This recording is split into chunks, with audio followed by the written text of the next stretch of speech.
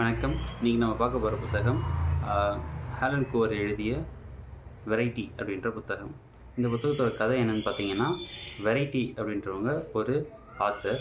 அவங்க ஒரு புத்தகத்தை பாதி எழுதிட்டு மீதி எழுதுறதுக்கு முன்னாடி ஒரு ஆக்சிடெண்ட்டில் கோமா ஸ்டேஜுக்கு போயிடுறாங்க. வெரைட்டின்றது ஒரு ஃபீமேல் ஆத்தர் தான். ஸோ அந்த புத்தகத்தை முடிக்கிறதுக்காக லோவன் அப்படின்ற இன்னொரு ஃபீமேல் ஆத்தர், பட் அவங்க அவ்வளோவா ஃபெமிலியர் இல்லாத ஒரு ஆத்தர். ஸோ அவங்கள இந்த வெரைட்டியோட ஹஸ்பண்ட் நியமிக்கிறாங்க.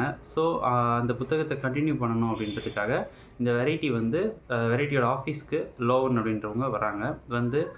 அவங்க என்னென்னலாம் எழுதி வச்சுருக்காங்க, எவ்வளோலாம் பாதி நிறுத்திருக்காங்க அப்படின்றத பார்க்கறதுக்காக வராங்க.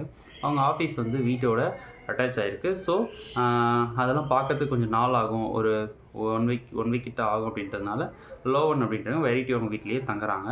அப்போ லோவன் அவங்களுடைய வெரைட்டியோட ஒரு டைரி பார்க்குறாங்க. அந்த டைரியில் அவங்க எழுதி வச்ச கதையெல்லாம் பார்க்குறாங்க. அதாவது அவங்க வாழ்க்கையில் நடந்த விஷயம்லாம் பார்க்குறாங்க. வெரைட்டிக்கு மொத்தம் 3 பசங்க. அதில் ஃபஸ்ட்டு 2 பேர் இறந்துருப்பாங்க. அவங்க இறக்குறதுக்கே வெரைட்டி தான் காரணம் அப்படின்னு சொல்லிட்டு அவங்க டைரியில் எழுதி வச்சுருப்பாங்க. இதை பார்த்தோன்னே லோவனுக்கு ரொம்ப அதிர்ச்சி ஆகிடும். இவங்க பசங்களே கொண்டாங்களோ அப்படின்ற மாதிரி அவங்களுக்கு தெரிய வந்த உடனே அவங்க அவங்க ஹஸ்பண்ட்கிட்ட சொல்கிறதா இல்லை போலீஸ்கிட்ட சொல்கிறதா, இது என்ன பண்ணுறது அப்படின்ற ஒரு ஸ்டேட்டில் இருப்பாங்க. அதுக்கப்புறம் அவங்க ஏன் கொண்டாங்க, இல்லை எதனால் இந்த மாதிரி ஆச்சு அப்படின்ற கதையை அவங்க டைரியிலேருந்து படித்து தெரிஞ்சுப்பாங்க. அதுக்கப்புறம் என்ன ஆச்சு அப்படின்றது தான் இந்த கதையோட பேலன்ஸ் கதை.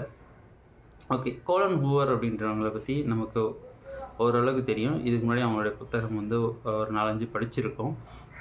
அவங்க எல்லாமே ஓரளவுக்கு லவ் ஸ்டோரி பேஸ்டாக தான் எழுதுகிற மாதிரி எழுதுவாங்க. இந்த புத்தகம் ஓரளவுக்கு த்ரில்லரும் இருக்கிற மாதிரி சேர்த்து எழுதியிருக்காங்க. ஏன் அப்படின்னா, வெரைட்டி அவரோட வீட்டுக்கு தான் கோலன் வராங்க. வெரைட்டி அவங்க வீட்டிலே தான் இருக்காங்க. அவங்க வீட்டிலே தான் கோமா ஸ்டேஜில் இருக்காங்க. ஆனால் அடிக்கடிக்கு லோவன் வெரைட்டி அவங்கள பார்க்குற மாதிரியும் அவங்க நடக்கிற மாதிரியும் ஆன விஷயங்கள் அவங்களுக்கு மட்டும் தெரிகிற மாதிரி, நின்றுட்டுருக்கிற மாதிரியான விஷயங்கள்லாம் தெரியும். ஸோ இதை ஒரு த்ரில்லர் ஸ்டேஜுக்கு கோலன் ஹூவர் எழுதியிருக்காங்க. சம்டைம் நமக்கும் இதில் இது உண்மை இது பொய் அப்படின்ற கன்ஃபியூஸ் ஸ்டேட்க்கு வர மாதிரி இருக்குது. எண்டிங்கில் ஒரு ட்விஸ்ட்டோட தான் முடிச்சிருக்காங்க. அந்த ட்விஸ்ட்டோட சேர்த்து நம்மக்கிட்டேயே எண்டிங்கும் தந்துருக்காங்க. இது உண்மைன்றதை நீங்களே யூகிச்சுக்கோங்க அப்படின்ற மாதிரியான விஷயமும் தந்திருக்காங்க. ஸோ கோலன் ஹூவரோட மற்ற புத்தகத்தை கம்பேர் பண்ணுவோம், இது கொஞ்சம் உண்மையே மாறுபட்டு தான் இருக்குது. இதுக்கு ஒரு கதைக்குள்ளேயே ஒரு ரைட்டர்னும் போதும் நமக்கு இன்னும் ட்விஸ்ட்டு அவங்களோட ரைட்டிங் ஸ்டைல் எப்படி இருக்குது அப்படின்ற பார்க்கும்போதும் ஒரு ரைட்டர்னும் போது கொஞ்சம் வித்தியாசமாக இருந்துச்சுன்னு சொல்லலாம். இந்த புத்தகம் ஓரளவுக்கு பெரிய புத்தகம் தான். ஒரு 300 பேஜஸ்க்கு மேலே இருக்க ஒரு புத்தகம் தான்.